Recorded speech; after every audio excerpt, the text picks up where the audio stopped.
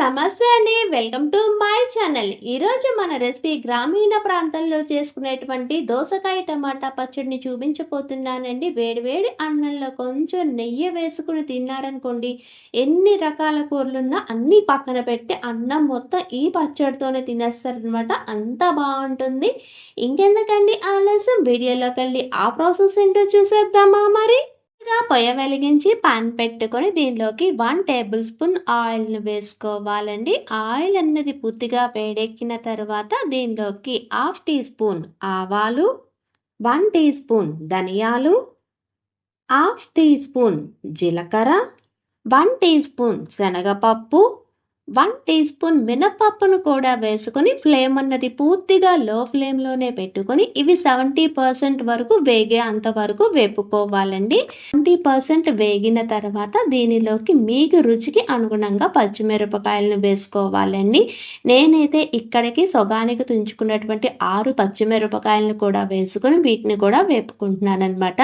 ఈ పచ్చిమిరపకాయలన్నవి మరీ కలర్ అన్నది ఎక్కువ రానవసరం లేదండి. పచ్చిమిరపకాయ పైన కొంచెం తెల్లగా వచ్చే అంతవరకు వేపుకుని వీటిని ఒక ప్లేట్లోకి తీసి పక్కన పెట్టుకుందాము. పాన్లోకి ఫైన్గా చాప్ చేసినటువంటి 3 మీడియం సైజు టమాటాలు, చేదు లేనటువంటి ఫైన్గా చాప్ చేసినటువంటి 2 కప్పుల దోసకాయ ముక్కలు, రుచికి అనుగుణంగా ఉప్పును కూడా వేసుకోవాలండి. ఇలా వేసుకున్న తర్వాత అన్నీ బాగా కలిసేటట్టు కలుపుకొని మూత పెట్టుకొని ఇవి మెత్తపడే అంతవరకు మగ్గించుకోవాలన్నమాట.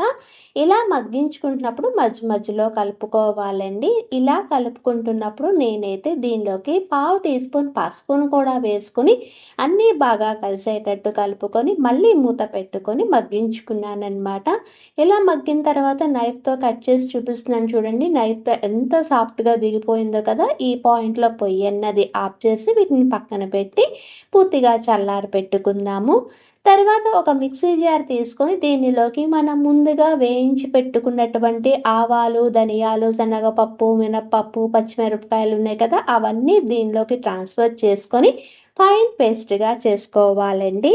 ఇలా చేసుకున్న తర్వాత దీనిలోకి మనం ముందుగా మగ్గించి పెట్టుకున్నటువంటి దోసకాయ టమాటా ముక్కలు ఉన్నాయి కదా, అవి కొంచెం యాడ్ చేసుకుంటూ పల్సిచ్చుకుంటూ దీన్ని కొంచెం కోసుగా గ్రైండ్ చేసుకోవాలన్నమాట. ఇలా గ్రైండ్ చేసుకున్నారనుకోండి మనం రోట్లో రుబ్బుకున్నట్టు వస్తుందన్నమాట.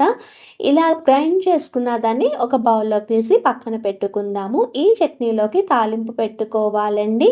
ఇందాకలా మనం దోసకాయ మగ్గించుకున్నటువంటి మళ్ళీ అదే పాన్ని పెట్టుకొని దీనిలోకి 2 టేబుల్ స్పూన్ ఆయిల్‌ని వేసుకొని ఫ్లేమ్ అన్నది మీడియం ఫ్లేమ్‌లోనే పెట్టుకొని పోపు దినుసులు అన్నీ కలిపి 1 టీ స్పూన్ వచ్చేటట్టు చూసుకోవాలన్నమాట.